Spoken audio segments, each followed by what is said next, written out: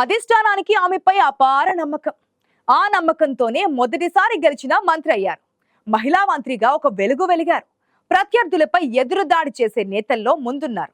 Cut చేస్తే మాజీగా మిగిలిపోయారు. 10 నెలల తర్వాత కూటమికి టార్గెట్ అయ్యారు. గతంలో ఆమె పార్టీలోనే ఉన్న ఎంపీ, మాజీ మంత్రి చరిత్రను తవ్వితీస్తున్నారు. ఆ ఇద్దరి మధ్య అసలు ఎందుకు వైరం? పార్టీలు వేరయ్యాక కూడా ఎందుకు ఈ పంతం?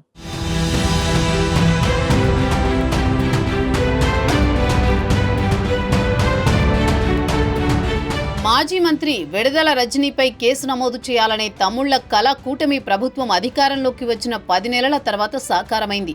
అధికారంలోకి వచ్చినప్పటి నుంచి స్టోన్ క్రషర్ వ్యవహారంపై చర్చ నడుస్తూనే ఉంది. రజనీని కేసులో ఇరికించాలని కూటమి పార్టీ నేతలు చూస్తున్నారని వైసీపీ నేతలు ఆరోపణలు చేశారు. చివరికి మాజీ మంత్రి రజనీపై ఏసీబీ కేసు నమోదు చేసింది. అన్ని ఆధారాలతో కేసు పెట్టినట్టు పోలీసులు చెబుతున్నారు. అయితే ఈ ఆరోపణలు ఇప్పటికిప్పుడు వచ్చినవేం కావు. 10 నెలలుగా పదే పదే వినిపిస్తున్నవే. ఈ ఆరోపణలపై ప్రభుత్వం మొదట విజిలెన్స్ విచారణకు ఆదేశించింది. విజిలెన్స్ డిపార్ట్మెంట్కు ఇన్ని నెలల సమయం ఎందుకు పట్టిందనే చర్చ కూడా నడిచింది. కూటమి ప్రభుత్వం అధికారంలోకి వచ్చినప్పటి నుంచి విడుదల రజనీపై ఎంక్వైరీ తప్పదనే చర్చ మొదలైంది.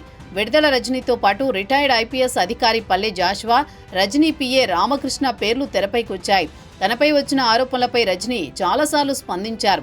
రజనీని ఎవరూ టార్గెట్ చేస్తున్నారనే కూటమి ప్రభుత్వంలోని అగ్రనేతల పేర్లు చర్చకొచ్చినా గతంలో సొంత పార్టీలో పనిచేసిన వ్యక్తి ప్రమేయం ఉందని రజనీ ప్రెస్ మీట్లో తేలిపోయింది. గతంలో ఒకే పార్టీలో పనిచేసిన వీరిద్దరి మధ్య పచ్చగడ్డి వేస్తే భగ్గుమనేంత విభేదాలు ఎందుకొచ్చాయా అనే దానిపై కూటమి పక్షాలతో పాటు విపక్షంలోనూ చర్చ జరుగుతోంది. మాజీ మంత్రి విడుదల రజనీతో ఎంపీ శ్రీకృష్ణదేవరాయలు వివాదం హాట్ టాపిక్గా మారింది.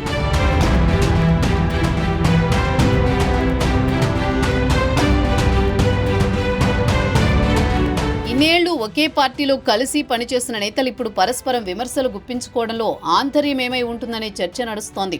ఇద్దరూ ఒకేసారి రాజకీయాల్లోకి ఎంట్రీ ఇచ్చారు. 2019లో వైసీపీ నుంచి పోటీ చేసి గెలిచారు. శ్రీకృష్ణదేవరాయలు నర్సరావుపేట ఎంపీగా గెలిస్తే చిలకలూరిపేట ఎమ్మెల్యేగా గెలిచిన విడుదల రజనీ తర్వాత మంత్రి అయ్యారు. 5 ఏళ్ల కాలంలో ఆ ఇద్దరు నేతల మధ్య అనేక విభేదాలు తలెత్తాయి. చివరికి తన వ్యక్తిగత జీవితంలోకి శ్రీకృష్ణదేవరాయలు తొంగి చూస్తారంటూ ఎంపీపై సంచలన కామెంట్ చేశారు మాజీ మంత్రి రజనీ. తనతో పాటు కుటుంబ సభ్యుల కాల్ లిస్ట్ ని కూడా తీయించి తన హక్కులకు భంగం కలిగించారని ఆమె ఆరోపించారు.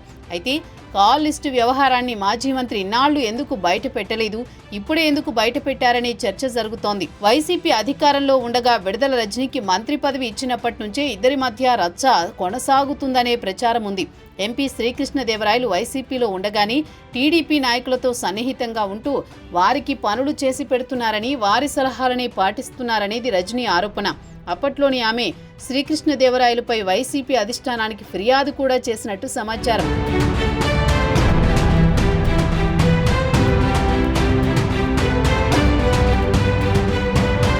ఎంపీ శ్రీకృష్ణదేవరాయలు వైజాగ్లో తక్కువ ధరకు భూములు కొట్టేశారంటూ ఆరోపణలు చేశారు రజనీ. దీనికి సంబంధించి కూడా గతం నుంచి ఇద్దరి మధ్య వివాదాలు నడుస్తున్నట్టు చెబుతున్నారు.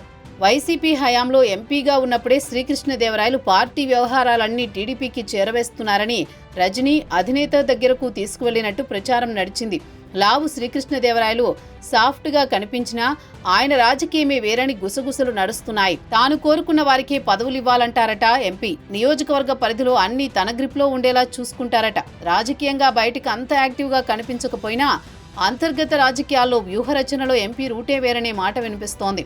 వైసీపీ నుంచి 5 ఏళ్లు ఎంపీగా పనిచేసిన లావు శ్రీకృష్ణదేవరాయలు 2024 ఎన్నికల సమయంలో టీడీపీలో చేరారు. నర్సరావుపేట నుంచి మరోసారి ఎంపీగా గెలిచారు. వైసీపీలో ఉన్నప్పుడు పార్టీ ఎమ్మెల్యేలతో ఆయనకు గ్యాప్ ఉండేది. అలాగే అప్పట్లోనే రజనీతో మొదలైన వివాదాన్ని ఇప్పుడు పార్టీ మారిన తర్వాత కూడా లావు కొనసాగిస్తున్నారనేది వైసీపీ వర్గాల మాట.